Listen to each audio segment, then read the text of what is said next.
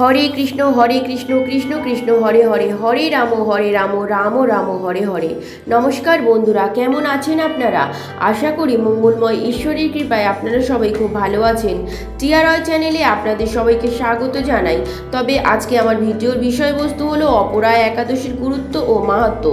তবে আমার ভিডিওতে যাবার আগে বলি, আমার ভিডিওতে আপনি যদি নতুন হয়ে থাকেন একটি সাবস্ক্রাইব করে পাশে থাকা নোটিফিকেশনের ঘন্টাটি বাজিয়ে অল করে দেবেন।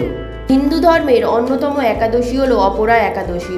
অপরা একাদশী উপবাস করে নারায়ণ পুজো করলে সর্বপাপ মুক্ত হয় এবং বিষ্ণুলোক বাস হয়। এই ব্রতকথা পাঠ করলে, শ্রবণ করলে সহস্র গোদানের ফল লাভ হয়।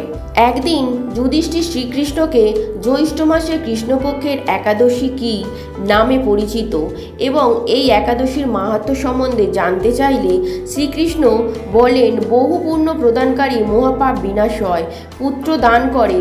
এই একাদশী অপরা নামে বিখ্যাত। এই একাদশী পালন করলে সেই ব্যক্তির প্রসিদ্ধ লাভ হয়।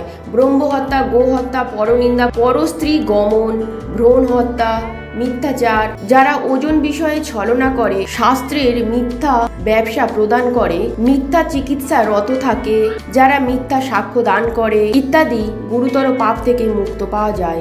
এই ব্রত পালন করলে সব পাপ নষ্ট হয়। কাশীধামে শিবরাত্রি উপবাস করলে যে পরিমাণ পুণ্য লাভ হয়, কেদারনাথ দর্শনে, বদ্রীনাথ দর্শনে, নারায়ণ সেবায়, স্বর্ণদানে যে ফল লাভ হয়, এই ব্রত পালন করলে অনায়াসে সেই সব ফল লাভ হয়। শাস্ত্রের মিথ্যা ব্যাখ্যা করে, জ্যোতিষীরা মিথ্যা গণনা করে, মিথ্যা চিকিৎসা করে, তারা সকলে নরক বাস করে, নরকের যন্ত্রণা ভোগ করে।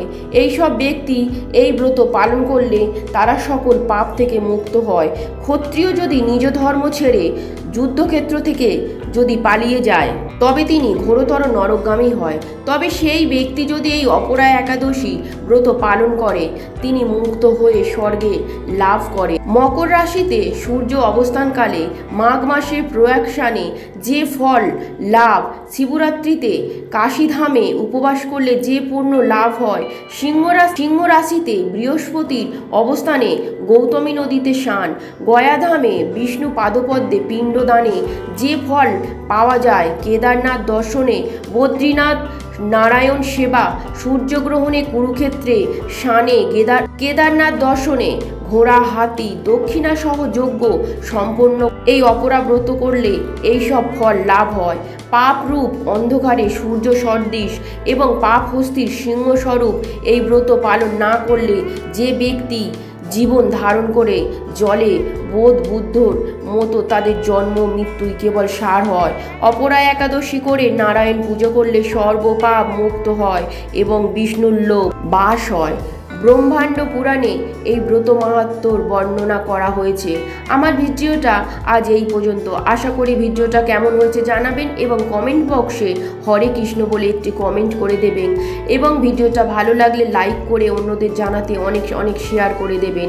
ভিডিওটির শেষ পর্যন্ত পাশে থাকার জন্য অনেক ধন্যবাদ।